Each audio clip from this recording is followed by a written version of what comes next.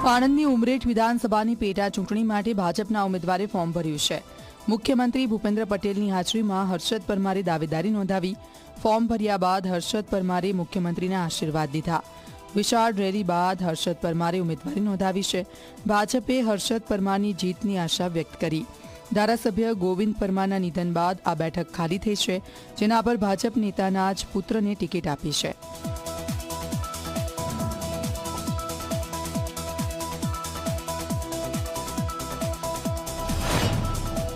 जनता वच्चे अमे जे कोई पण एमना प्रश्नों जे हशे ए प्रश्नों निराकरण करवा माटे एमने पूछीशुं जईने के भाई तमारा काम शुं बाकी रह्या छे।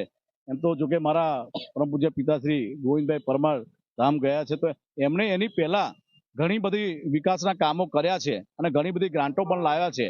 बाकी रह्या जे कंई पण विकासना कामो हशे ए प्रजानी वच्चे जईने अमे पूरा करवानो पूरेपूरो संपूर्ण रीते प्रयत्न करीशुं। मैं क्यारे एवुं विचार्युं नहोतुं के मारे मारा पिताजी वगर आ फॉर्म भरवा माटे जवानुं थशे, पण मारा पिताना आशीर्वाद स्वरूपे जनता जनार्दने मने એટલા આશીર્વાદ આપ્યા છે કે મને પિતાજીનો અહેસાસ થવા નથી દીધો। આજે આણંદની ઉમરેઠ વિધાનસભા બેઠક પર પેટા ચૂંટણીનો જંગ જામ્યો છે। કોંગ્રેસે 30 વર્ષના અનુભવ ધરાવતા વરિષ્ઠ નેતા ભૃગુરાજસિંહ ચૌહાણને ઉમેદવાર તરીકે મેદાનમાં ઉતાર્યા છે।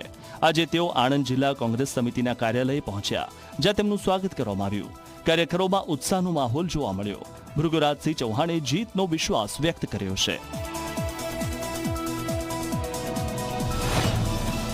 ત્યાંના જે મતદારો જે છે ખૂબ જ બુદ્ધિપૂર્વકની રીતે મતદાન કરે છે અને જે અત્યાર સુધી ભાજપની શાસનની અંદર જે અત્યારે પ્રશ્નો નો સામનો કરી રહ્યા છે અને એ મોંઘવારી હોય કે એ તો સમગ્ર જગ્યાએ આપણને દેખાશે, તો સ્થાનિક ઘણા બધા પ્રશ્નો છે અને એ સ્થાનિક પ્રશ્નોમાં જે ભારતીય જનતા પાર્ટીના જે તેના ચૂંટાઈને ગયા છે ધારાસભ્યો એમના દ્વારા જે કામ થવા જોઈએ એ ધ્યાન આપવું જોઈએ, ધ્યાન આપી શક્યા નથી અને ખૂબ જ ત્યાં વિસ્તારની અંદર ઘણા બધા જો કામો છે એ કામોને પ્રાધાન્ય આપીશું અમે।